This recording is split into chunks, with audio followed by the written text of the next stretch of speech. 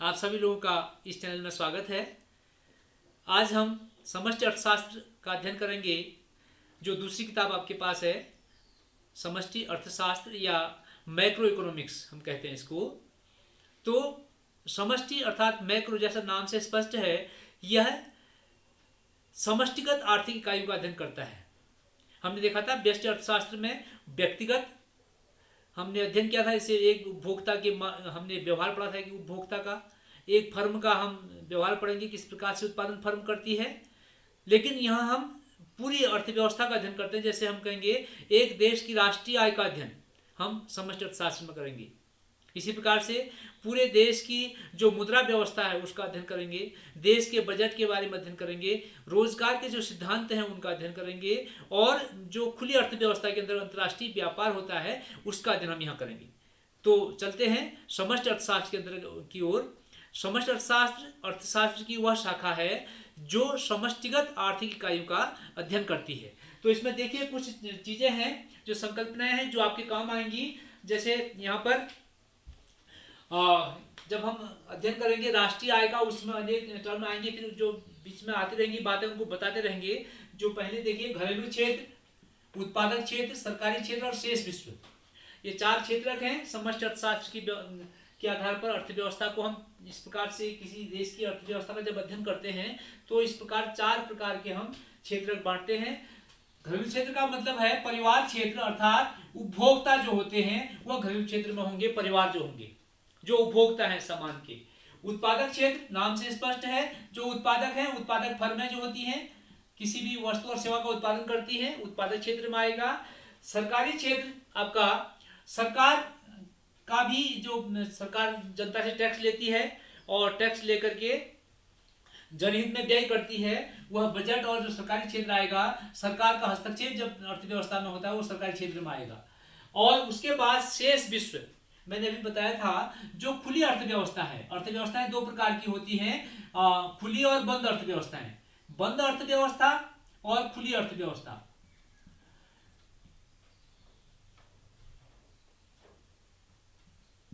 बंद अर्थव्यवस्था ऐसी अर्थव्यवस्था होती है जिसका विश्व के किसी अन्य देश से कोई आर्थिक संबंध नहीं होता है, उसको बंद अर्थव्यवस्था कहते हैं। वर्तमान में बंद अर्थव्यवस्थाएं कोई नहीं है, सब खुली अर्थव्यवस्थाएं हैं। अर्थात ऐसी अर्थव्यवस्था जिसका विश्व के शेष देशों से आर्थिक संबंध होते हैं। तो शेष विश्व में हम विश्व से जो अन्य देशों से आयात निर्यात करते हैं उसका अध्ययन इसमें करेंगे। तो ये चार क्षेत्रक हैं, घरेलू क्षेत्र, उत्पादक क्षेत्र, सरकारी क्षेत्र और शेष विश्व। तो आगे हम बढ़ते हैं इसी में स्टॉक और प्रवाह। स्टॉक और प्रवाह अर्थशास्त्र की भाषा में, जैसे पहले हम उदाहरण की ओर से बढ़ेंगे। स्टॉक का मतलब होता है, जैसे हमने कहा हमारे पास टंकी में 2000 लीटर पानी है, वो स्टॉक है। कब? आज दिन के 11 बजे हमारी टंकी में 2000 लीटर पानी रखा है, स्टॉक है वो, जिसका हम कभी भी यूज कर सकते हैं। और प्रवाह का मतलब जब हम बाजार से जो टैंक में नल पे पानी बह रहा है वो प्रवाह है। स्टॉक का मतलब एक निश्चित समय में जब हम आर्थिक चर का अध्ययन करते हैं उसको स्टॉक कहेंगे।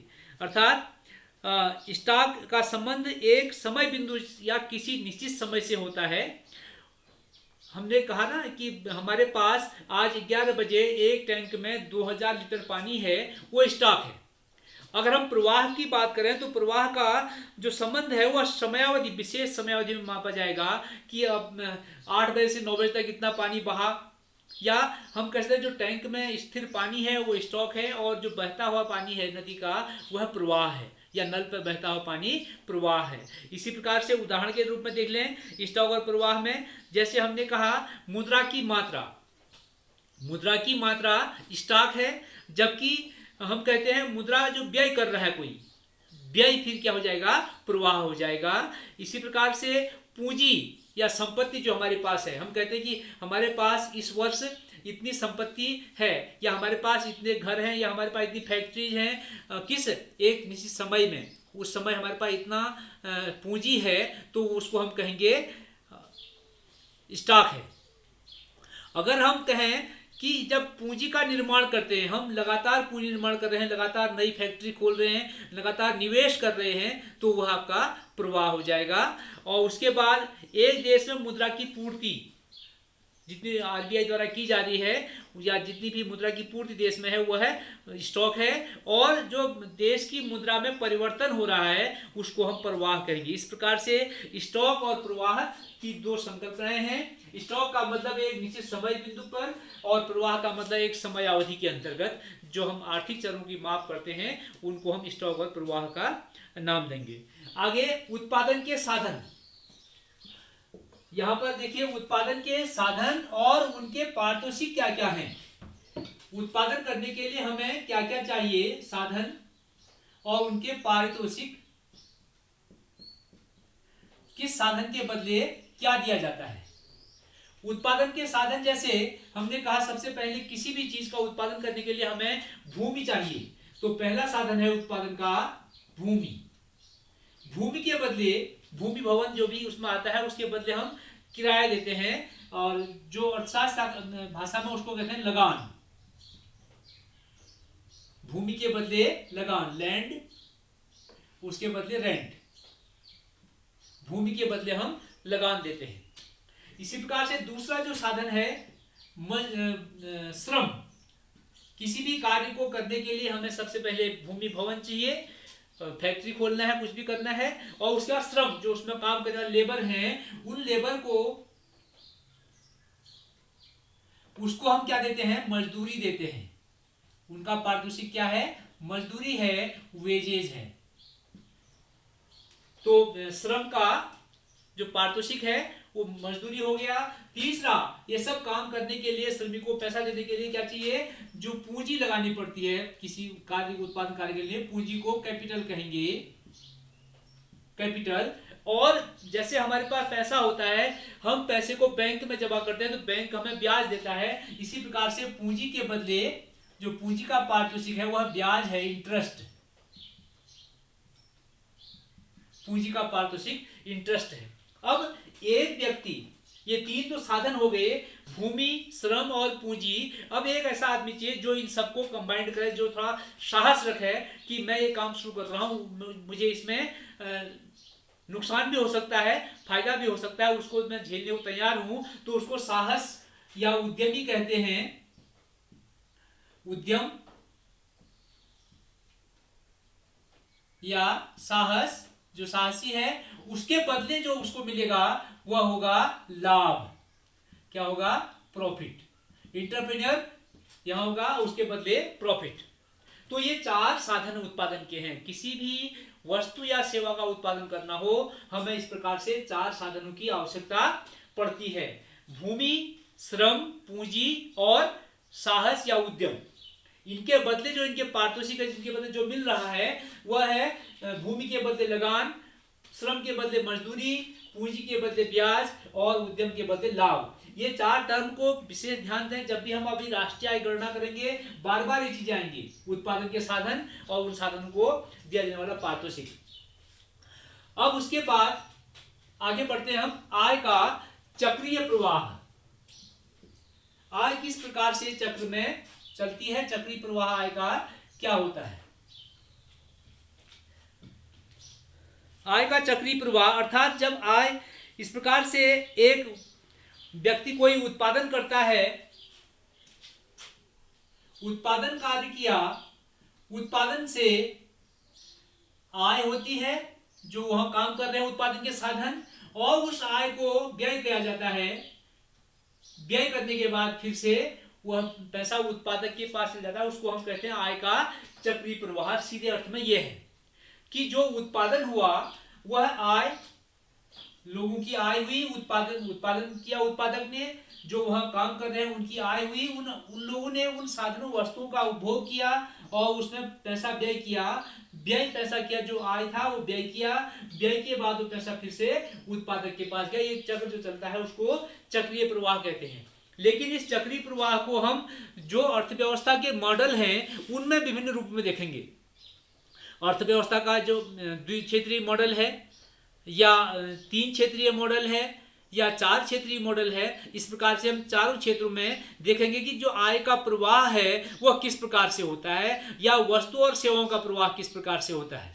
इसको हम देखते हैं सबसे पहले हम देखते हैं यहाँ पर आय का प्रवाह किसमें, ये द्विक्षेत्रीय मॉडल है जो ये दिखाया गया है इधर पर, द्विक्षेत्रीय मॉडल। दो क्षेत्र हैं यहाँ पर, केवल दो क्षेत्र हैं, द्विक्षेत्रीय मॉडल है ये। आय के चक्रीय प्रवाह का द्विक्षेत्रीय मॉडल है। इसमें देखिए दो क्षेत्र हैं, एक उत्पादक अर्थात फर्म है, दूसरी परिवार या घरेलू क्षेत्र है। उत्पादक या फर्म, दूसरा परिवार या घरेलू क्षेत्र है। अब ध्यान से देखिए इसको, द्विक्षेत्रीय मॉडल, इसमें जो उत्पादक है, उत्पादक फर्म में काम करने के लिए लोग कहां से आएंगे, यहां परिवारों से आएंगे, साधन सेवा परिवारों से। साधन क्या क्या थे हमारे, चार साधन थे, भूमि, श्रम, पूंजी और साहस। ये चारों कहां से आएंगे, परिवार क्षेत्र से आएंगे। क्योंकि जो भूमि है वह भी किसी के पास किसी की अपनी भूमि है, किसका स्वामित्व है किसी पास उसका, तो वो परिवार क्षेत्र के पास स्वामित्व है। जो श्रम है, जो व्यक्ति काम कर रहे हैं वो श्रम के स्वामित्व वाले हैं। जिनके पास पूंजी है वो पूंजी के स्वामित्व वाले व्यक्ति हैं। और जो उस काम को करने आ रहा है, उस साहस जता रहा है, वह साहस का स्वामित्व उसके पास है। तो ये चारों लोग यहाँ से आकर के उत्पादक फर्म में उत्पादन करेंगे। और उत्पादन होने के बाद जो वस्तुएं उत्पादित होंगी वो कहां जाएंगी, वस्तु और सेवा जो उत्पादन होंगी वो फिर परिवारों के पास जाएंगी, समाज में जाएंगी बिकने के लिए। यहां से लोग आए, इसको रियल फ्लो कहते हैं क्योंकि वो वास्तविक रूप में आ रहे हैं। और उसके बाद जो वस्तुएं सेवा उत्पादन होंगी, यहाँ से उत्पादक फर्म से यहाँ प्रोसेसिंग हुई, उत्पादन हुआ, उसके बाद वापस परिवार में गए, समाज में गए, वहां उनका उपभोग करेंगे। अब ध्यान दीजिए और दूसरी बात, अब दूसरा है मनी फ्लो। ये तो वास्तविक प्रवाह था, लोग आए, यहाँ काम किया और यहाँ उस सामान बाजार में गए, उस सामान का उन्होंने उपभोग किया। इस उत्पादक ने वस्तु का या सेवा का उत्पादन किया और इन लोगों की सहायता लेकर किया। किसके लिए किया, इसी क्षेत्र के लिए किया। अब दूसरी बात, जब कोई, मैंने आपको सबसे पहले बताया था कि जो उत्पादक का पारितोषिक है, जो साधन है उनका पारितोषिक है, वो पारितोषिक यहां से जाएगा। जो उत्पादक करता है इन लोगों को पारितोषिक देगा लगान के बदले। जैसे हमने कहा भूमि, यहाँ साधन था भूमि, उसके बदले लगान, साधन था श्रम, उसके बदले मजदूरी, साधन था पूंजी, उसके बदले ब्याज, और साधन था साहस, उसके बदले लाभ। तो ये चारों जो उत्पादन के साधन पारितोषिक हैं वो पैसे के रूप में कहाँ जाएगा, परिवार में जाएगा। जिन लोगों की आय होगी उसको हम साधन आय कहते हैं। अब उसके बाद उन लोगों ने जब पैसे, उन वस्तु सेवाओं का उपभोग किया, तो उपभोग के बाद जो पैसा खर्च किया, उपभोग व्यय, वो कहाँ जाएगा, फिर से जो उत्पादक करेगा लास्ट में उसके पास जाएगा। तो ये द्विक्षेत्रीय मॉडल है अर्थव्यवस्था का। इस प्रकार से फिर देखिए, उत्पादक क्षेत्र, घरेलू क्षेत्र या परिवार क्षेत्र, परिवार से लोग आए, उन्होंने उत्पादन कार्य किया और जो सामान बना वह उत्पादन होकर फिर से परिवार में गया, समाज में गया, उन लोगों ने उसका उपभोग किया। उत्पादक ने जो साहस था, जो साहसी था, उसने इन लोगों को इनका पारितोषिक दिया। उत्पादक ने इन लोगों को इनका पारितोषिक दिया और पारितोषिक जो उनको मिला, जो आय उनकी हुई, जिसको हम साधन आय कहते हैं, वह साधन आय, साधन सेवा, साधन आय, और वस्तु सेवा, उपभोग व्यय, और उस उपभोग, उन वस्तुओं के ही उपभोग व्यय किया, वो पैसा फिर से यहाँ। इस प्रकार से अर्थव्यवस्था में पैसा चक्रीय रूप में घूमता रहता है। इसको हम कहते हैं अर्थव्यवस्था में आय का चक्रीय प्रवाह। आगे देखिए, अब ये दो ही क्षेत्र नहीं है, इसी दो क्षेत्रीय मॉडल में भी हम आगे बढ़ते हैं। द्विक्षेत्रीय मॉडल किसके साथ साथ, पूंजी बाजार के साथ। इसी में द्विक्षेत्रीय मॉडल होगा पूंजी बाजार। अब पूंजी बाजार क्या है, देखिए, जैसे जहां पर हमारे पास पैसा बचता है, जितनी इनकम हमारी होती है, वह सब हम व्यय नहीं करते हैं, खर्च नहीं करते हैं, उसका कुछ भाग बचा के रखते हैं। तो बचा के हम पैसा कहाँ रखते हैं, बैंक में रखते हैं। तो यहां पर बैंकिंग सिस्टम आ जाएगा, पूंजी बाजार आ जाएगा। यहां पर बैंकिंग सिस्टम या पूंजी बाजार आ गया। तो जो परिवार ने पैसा बचाया, इनकी बचत थी बैंक में आ गई। अब थोड़ा पैसा यहां से, इसको लीकेज भी कहते हैं, अभी हम पढ़ेंगे, रिसाव। जितना पैसा इन लोगों ने कमाया था, अर्थात जितनी वस्तु और सेवाओं का उत्पादन किया था, उतना उन्होंने पैसा कमाया उसी रेट से, और उस पैसे को खर्च नहीं किया बल्कि कुछ बचा लिया। वो अर्थव्यवस्था में चक्र में नहीं आया। लेकिन यहां से फिर आएगा, इस जो बैंक होते हैं वह क्या करते हैं, हम हमसे बचतें स्वीकार करते हैं और जो जरूरतमंद होते हैं, जो निवेशक होते हैं, जो उत्पादन कार्य में लगे होते हैं, उन लोगों को ऋण देते हैं। तो ऋण के रूप में यहाँ फिर से ऋण लिया और निवेश किया, ऋण लिया और उसके बाद निवेश किया। किस क्षेत्र ने? उत्पादक क्षेत्र ने ऋण लेकर के, ऋण क्यों लिया? निवेश के लिए लिया, उत्पादन कार्य में खर्च करके ऋण लिया। तो जो पैसा बचत यहां से निकला भी था, वह जो यहां से लीकेज हो गया था, रिसाव हुआ था, वह पुनः उत्पादक क्षेत्र में आ गया। यह द्विक्षेत्रीय मॉडल है, किसके साथ साथ? बैंकिंग व्यवस्था के साथ। अगर हम तीन क्षेत्रीय मॉडल, हालांकि आपके सिलेबस में नहीं है, थोड़ा सा समझ लें, तीन क्षेत्रीय मॉडल को हम देखें तो तीन क्षेत्रीय मॉडल में क्या आएगा? सरकार आ जाएगी यहां पर। अब सरकार भी कुछ कार्य, कुछ वस्तु सेवाओं का उत्पादन कभी करती है और सरकार जो लोगों से टैक्स भी लेती है। तो उत्पादक में तो उत्पादक कार्य करेगी, लेकिन टैक्स वाले कार्य में क्या होगा? सरकार टैक्स यहां से भी लेती है, अप्रत्यक्ष कर, और प्रत्यक्ष कर यहां से भी लेती है। और उस जो सरकार की आय होती है, उस आय को सरकार सामाजिक कल्याण में कार्य में व्यय भी करती है, व्यय भी हो जाएगा उसका। अब चौथा अगर हम देखें इसके बाद, जो चौथा क्षेत्र है शेष विश्व। शेष विश्व की बात हम करें इसमें अब, अर्थात जब हम आयात निर्यात करते हैं, आयात निर्यात करते हैं, तो जब जितना हम आयात करेंगे उसके बदले हमें उस देश को भुगतान करना होगा, और जितना निर्यात करेंगे उसका बदले हमें उस देश की मुद्रा मिलेगी। तो यह है आपका अर्थव्यवस्था का में आय का चक्रीय प्रवाह है, द्विक्षेत्रीय मॉडल। इसको विशेष ध्यान देना आप लोगों ने। अब उसके बाद अभी हमने बात कर रहा था कि आय का रिसाव और आय का अंतःक्षेपण क्या है। रिसाव क्या होता है और अंतःक्षेपण क्या होता है? अर्थात रिसाव आय का वह भाग है जो किससे? इस चक्रीय प्रवाह से बाहर हो जाता है, वापस नहीं आता है। आय का वह भाग जो चक्रीय प्रवाह से वापस बाहर चला जाता है, वापस चक्रीय प्रवाह में नहीं आता है, उसको रिसाव कहते हैं। जैसे हमने कहा, उत्पादक फर्म ने उत्पादन कार्य किया और उसने कुछ पैसा अपना कहीं और लगा दिया, या बचत परिवार क्षेत्र ने जो पैसा बचाया बैंक में जमा नहीं किया, तो वो भी रिसाव आएगा, बचतें भी रिसाव होती है। और अंतःक्षेपण क्या है? जो बाहर से अर्थव्यवस्था में को गति देने के लिए बाहर से पैसा डाल जाता है, उसको हम अंतःक्षेपण कहेंगे। रिसाव हो गया आय का वह भाग जो अर्थव्यवस्था में या जो उस चक्रीय प्रवाह में दोबारा नहीं आता है, उसको हम रिसाव कहते हैं। और अंतःक्षेपण क्या है? आय का अंतःक्षेपण आय में होने वाली वह वृद्धि है जो चक्रीय प्रवाह में किसी और स्रोत से डाली जाती है। चक्रीय प्रवाह में बाहर से डाल दिया, ये अंतःक्षेपण हो गया। यहां से कहीं चला गया, ये रिसाव। यहां से गया तब भी रिसाव, यहां से गया तब भी रिसाव, और बाहर से आ गया, अंतःक्षेपण हो गया। तो अब हम देखते हैं जो रिसाव और अंतःक्षेपण की जो बात है वह कहां पर हमें काम आएंगी, आगे देखेंगे। अब द्विक्षेत्रीय अर्थव्यवस्था में रिसाव केवल बचत है और अंतःक्षेपण निवेश है।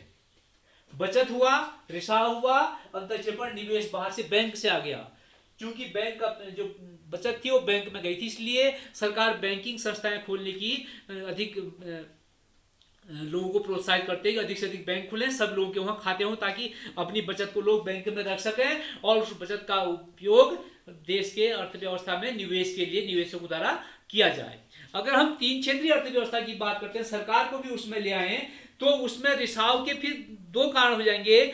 बचत तो है ही है, और सरकार जो कर ले लेती है, लोगों ने पैसा कमाया अपने खर्चे के लिए, लेकिन सरकार उसमें से कुछ टैक्स काट लेती है, तो वह कहां चल जाएगा? रिसाव में आ जाएगा वो भी। अब सरकार ने टैक्स ले लिया, रिसाव हो गया। पहला बचत रिसाव था, दूसरा रिसाव आ गया जो आपका टैक्स था। लेकिन इसके साथ साथ सरकार अंतःक्षेपण भी करती है। एक तो निवेश अंतःक्षेपण, दूसरा जो सरकारी व्यय है, सरकार कहीं पर जो सरकारी संस्थाओं में खर्च करती है, सरकारी जो समाज कल्याण में खर्च करती है, वह सरकारी व्यय जो है वह किस में आएगा? फिर से इंजेक्शन या अंतःक्षेपण में आ जाएगा। अगर तीन क्षेत्रीय अर्थव्यवस्था की बात करते हैं, तो तीन क्षेत्रीय अर्थव्यवस्था में जो रिसाव होगा वह आयात होगा, क्योंकि आयात के बदले हमने जो पैसा हमारा है वो देना है। रिसाव क्या होगा? आयात होगा। और उसका उल्टा जो इंजेक्शन क्या होगा? वह निर्यात होगा। हम निर्यात करें तो हमें उसके बदले विदेशों से आय मिलेगी। तो यह आय का रिसाव और अंतःक्षेपण है। अब हम थोड़ा सा जो मौजूदा अर्थव्यवस्था है या एक आपका टॉपिक भी है तीसा की महामंदी या 1929 की महामंदी के बारे में, आपकी किताब में एक पेज मिलेगा आपको, उसको पढ़ लीजिए। फिर भी समझिए कि किस प्रकार से 1929 की या तीसा की महामंदी क्या है। 1929 में जो यूरोपीय देश थे, विशेष तौर अमेरिका में क्या हुआ, एकदम जो शेयर मार्केट था वो बहुत गिर गया। तो शेयर मार्केट गिरने से लोगों ने और अपने पैसे शेयर मार्केट से निकाल लिए, शेयर मार्केट से पैसे निकाले लोगों ने, और लोगों ने बैंकों से भी पैसे निकाल लिए। तो इस प्रकार से जो मंदी वहां आई, अर्थात पैसा बाजार में था नहीं। फिर उसके बाद क्या हुआ, उत्पादन कार्य हो रहा है लेकिन लोगों के पास उस उत्पादन के कार्य को खरीदने के लिए पैसा नहीं था। यह जो व्यवस्था आई, इसके पीछे अगर हम कहें जो प्रतिष्ठित अर्थशास्त्र है, जिसमें हमारा जेबीसे का बाजार नियम एक आता है कि पूर्ति अपनी मांग का स्वयं सृजन करती है। पूर्ति अपनी मांग का स्वयं सृजन करती है। यह प्रतिष्ठित अर्थशास्त्र जो क्लासिकल थे अर्थशास्त्र इकोनॉमिक्स, उसने दिया। ये जेबी से का बाजार नियम कहते हैं इसको। जेबी से ने बाजार नियम दिया कि पूर्ति अपनी मांग का स्वयं सृजन करती है, अर्थात सरकार को अर्थव्यवस्था में हस्तक्षेप नहीं करना चाहिए। यह जेबी से का बात थी। उससे पहले एडम स्मिथ ने कहा था कि अर्थशास्त्र धन का शास्त्र है। ठीक हो गया। तो लोगों को लगा कि हम अधिक से अधिक अर्थशास्त्र का अध्ययन करके अधिक से अधिक पैसा कमाएं, किसी भी रूप में पैसा कमाएं। और ये एक सिद्धांत दे दिया कि हम जितना भी उत्पादन करेंगे वह सब बिक जाएगा, क्योंकि पूर्ति अपनी मांग स्वयं सृजित करती है। लेकिन यहां पर कुछ ऐसी स्थिति हुई कि जो श्रमिक वर्ग था उसका शोषण हुआ। उत्पादन अधिक कार्य कर रहा है वो, उसको पैसा अधिक मिलना चाहिए लेकिन कम पैसा मिल रहा है उसको। जो पूंजीपति थे, सरकार का हस्तक्षेप नहीं था उत्पादन व्यवस्था में, अर्थव्यवस्था के जो साधन थे उत्पादन के, उनमें सरकार का हस्तक्षेप नहीं था। तो एक जो मजदूर वर्ग है उन्होंने उत्पादन किया, माना 10,000 रुपए का उत्पादन उन लोगों ने किया एक महीने में। लेकिन जो उत्पादक था उन्होंने उस जो उत्पादन के साधन थे उनको केवल 5,000 बांटा, 5,000 अपने पास रख लिया शोषण करके। अब उनकी क्रय शक्ति, समान उत्पादन 10,000 का किया उन्होंने, लेकिन उनके पास क्रय शक्ति है 5,000 की। तो ये व्यवस्था क्या हुई कि उनके पास पैसा नहीं है खरीदने के लिए, तो 5,000 का जो सामान उत्पादित किया था वो पहले राउंड में बच गया। अगले राउंड में देखा उन्होंने कि हमारा सामान नहीं बिक रहा है, पूर्ति अपनी मांग सृजित नहीं कर रही है। तो फिर क्या हुआ, इन लोगों ने उत्पादन कम कर दिया। उत्पादन जो फर्म थी उन्होंने उत्पादन कम कर दिया। तो उत्पादन कम करने के लिए कुछ जो आपके मजदूर थे उनको हटाना पड़ा, कुछ लोगों को रोजगार छोड़ना पड़ा। तो उनकी आय और कम हो गई। आय और कम होने से उनकी जो क्रय शक्ति थी और कम हो गई, उन्होंने वस्तुओं को और कम खरीदा। इस प्रकार से चक्र चलता। देखिए, ये आय में कमी से उन लोगों ने वस्तुओं की मांग में कमी की। मांग में कमी होने से उत्पादन में कमी की गई। उत्पादन कमी करने के लिए निवेश कम किया गया, और निवेश कम होने से रोजगार कम हुआ, फिर पुनः आय में कमी हुई, फिर मांग में कमी हुई। इस प्रकार से ये चलता रहा। तो यह महामंदी के रूप में 1929 में शुरू होकर के लगभग 10 वर्ष तक अमेरिका और यूरोपीय देशों में इसका प्रभाव रहा, और उस आज तक उसको विश्व की सबसे बड़ी मंदी कहा जाता था। तो यह अर्थव्यवस्था थी। जेएम कीन्स एक अर्थशास्त्री आए, जेएम कीन्स। उन्होंने उस समय 1936 में एक किताब लिखी। 1936 में जेएम कीन्स ने कि journal theory on interest, money and employment, short में उसको जनरल थ्योरी भी कहते हैं। तो उन्होंने उसमें व्यवस्था की या यह सिद्धांत दिया कि अगर हमें हमें अर्थव्यवस्था में मंदी को दूर करना है अर्थव्यवस्था से, तो हमें क्या करना पड़ेगा, उन लोगों की समग्र मांग को बढ़ाना होगा। समग्र मांग और समग्र पूर्ति जब बराबर होंगे तब उन्होंने सिद्धांत दिया, इसको हम बाद में पढ़ेंगे सिद्धांत को। तो समग्र मांग बढ़ाने के लिए उन लोगों के पास आय होनी चाहिए। तो यह कीन्स का सिद्धांत था। इसके बाद लोगों को रोजगार देने का सरकार द्वारा प्रयास किए गए, सरकार द्वारा फिर उसके अर्थव्यवस्था में हस्तक्षेप भी किया गया। जब द्वितीय विश्व युद्ध शुरू हुआ 1939 के आसपास, उस समय फिर अर्थव्यवस्था थोड़ा गति में आने लगी, क्योंकि उस समय फिर क्या हुआ, जो हथियार थे उनका उत्पादन शुरू किया गया अमेरिका द्वारा विशेष तौर पर, क्योंकि सबसे अधिक मंदी अमेरिका में ही उस समय थी। लगभग 1.5 अरब लोग बेरोजगार हो गए थे उस मंदी से पूरे विश्व के क्षेत्र में। तो ये आपका यहां पर से जब द्वितीय विश्व युद्ध शुरू हुआ तो फिर देशों में क्या हुआ, जो हथियार थे उनके उत्पादन की होड़ बढ़ी, लोगों को रोजगार मिला, वो हथियार बिके भी और उनका यूज भी हुआ, तो उस बहाने लोगों को रोजगार मिला, तो उनकी क्रय शक्ति बढ़ी, तब जाके अर्थव्यवस्था पटरी पर आई, अर्थात जो मंदी की स्थिति थी वो खत्म हुई।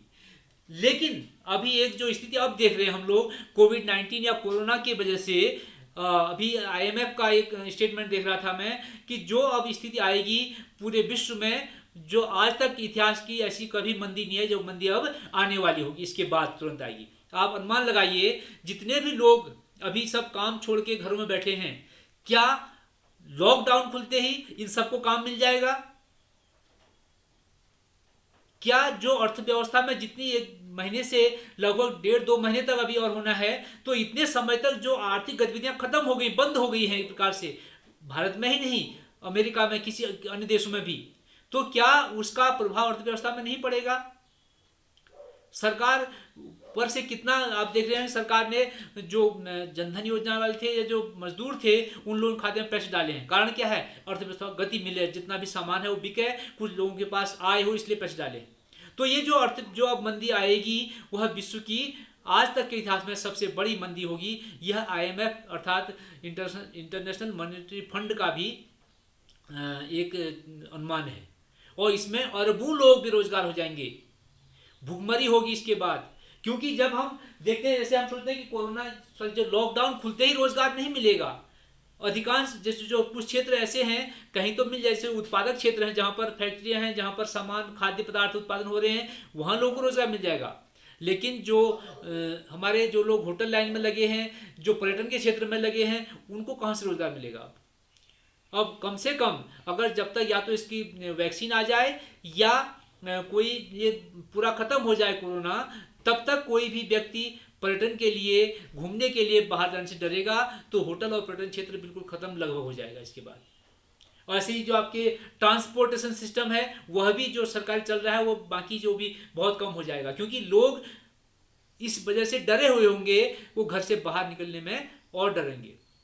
तो ये जो आपका जो भी हम लोग सब घरों में बैठे हुए हैं लॉकडाउन की वजह से, लॉकडाउन खुलते ही हम सब लोगों को रोजगार मिलना मुश्किल है। इसलिए हम लोगों को भी प्रयास करना चाहिए कि हम अपना स्वरोजगार करें, अपने पैरों पर खुद खड़े हों। तो ये मैं इसलिए बता दिया कि मंदी का एक दौर आने वाला है जो आज तक के इतिहास में सबसे बड़ी मंदी होगी, और भूखमरी इससे बहुत होगी, और बाकी जो समाज में जो भी अव्यवस्थाएं होती हैं बेरोजगारी के कारण, वो सब अव्यवस्थाएं बढ़ती रहेंगी। तो आज के टॉपिक में इतना ही। धन्यवाद।